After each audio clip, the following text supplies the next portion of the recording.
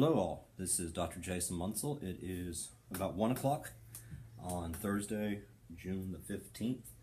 I decided just to let you read chapter 6, just case study stuff, and we're not really organizing per se, but it's really some pretty practical information, so I would highly encourage you to read it if you haven't already.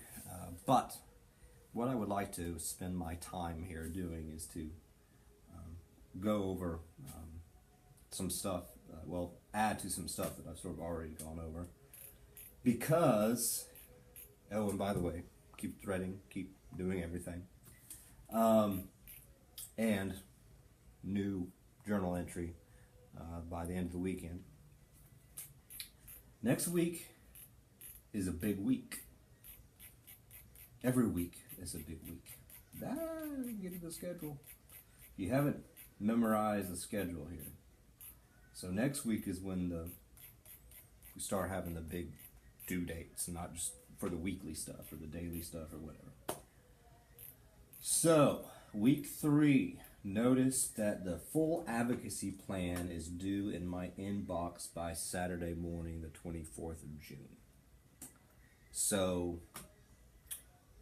which means, again, that you have to have a topic, obviously, whatever cause it is that you are dealing with. Have to have a solution. Gonna use them, but I can't really see that, can you? And in light of that framework, obviously you're going to use the rhetorical packages for those 4 avenues of advocacy. You got the oral discourse, which again is the YouTube thing. You've got the letter to the editor, and then you have a social media plan that is going to be, it's not a separate assignment, it's part of this overall plan, and then a plan for body rhetoric. Remember, the only sort of things that you're doing for grades are the YouTube speech and the letter to the editor out of those 4 avenues of advocacy. So you have that plan due next weekend, and then lickety-split, you got your YouTube speeches that are going to be due by the end of the day on Tuesday the 27th, and then you got the letter due by Friday, June 30th.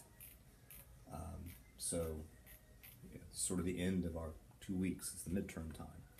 So just make sure that you're on target there, and hopefully some of the things that I'll say today will be somewhat helpful. So let's talk first about the plan, the YouTube speech and the letter.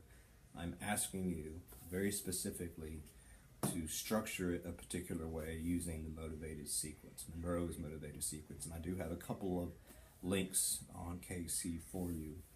So I want to say a little bit about that, but in a sort of different way. I want to talk about what oftentimes we call stock issues. Okay, stock issues and livestock, cows, even though sort of contradiction, it's a contradiction to some of the things that the book is saying about non-human animals. This is a very happy cow. Okay, so go. There we go. These stock issues are sort of questions that you need to answer in any sort of persuasive design, any sort of designing persuasive message, right? So first, you're going to answer the question, is there a need for change? Because, and as the book has said, most people don't like big change. People like the status quo for the most part. So you have to show that there's something wrong with the current way that we are doing things. There is some sort of inequality. There is some sort of oppression, whatever it might be. There's homeless, whatever. You got to show that there is a need for change. And even as I am not specifying any sort of set number of sources or anything like that. This is a 300 level course, and I trust that you've taken COM 100 or LA 2211 or something like that. So I would, have some research and evidence to back up that, hey,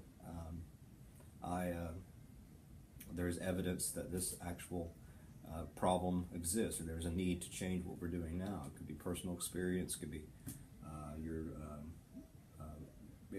experience with other people, whatever. But you got to say there's a need for change. Another question that you always need to answer: do you have a plan? What's your plan of action? What's your battle plan? And this is not just for getting people together. What is your plan for solving the problem? You can't just say, oh, homelessness is bad or whatever. Okay, what are you going to do about it? What is your plan to make things better? So you have to have a plan. You can't just complain and not have a plan. Now, you also have to explain or answer that your plan is workable. That is, it would actually solve the problem as you see it and interpret it, but it's also practical. It's not some sort of big, huge, radical change that's going to cost $1 bajillion. So you got to think about that.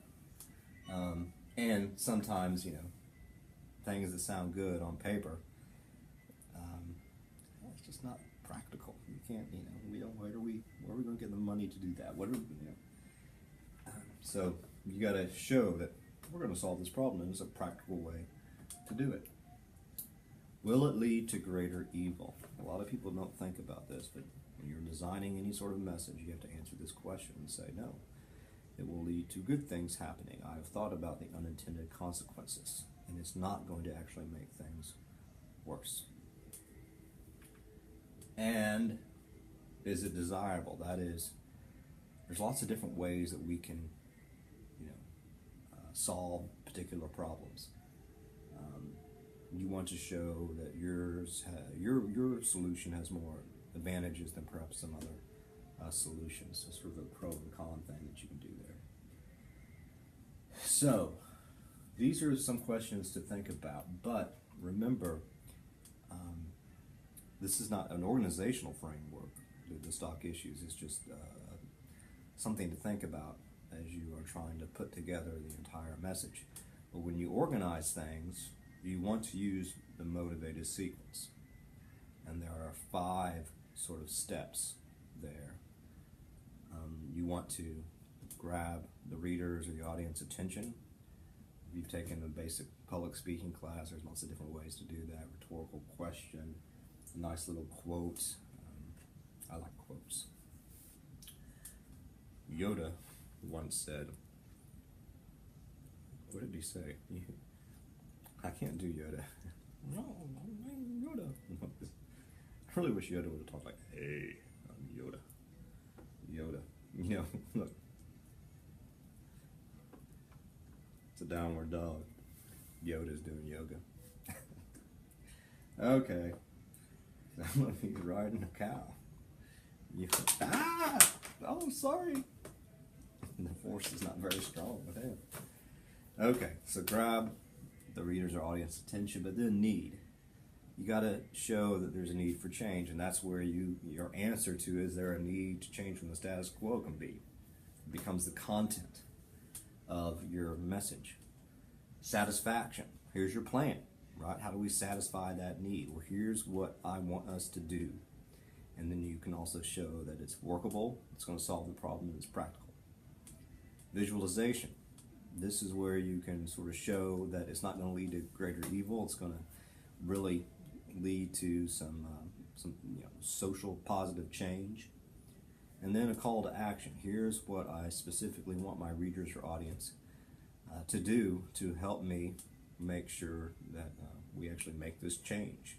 Whether it's as banal as writing your representative or senator or whatever, or I'm going to have a rally or a protest or something like that. I would like you to come. So again, you're using this template for your speech, YouTube speech, and your letter. This organizational template.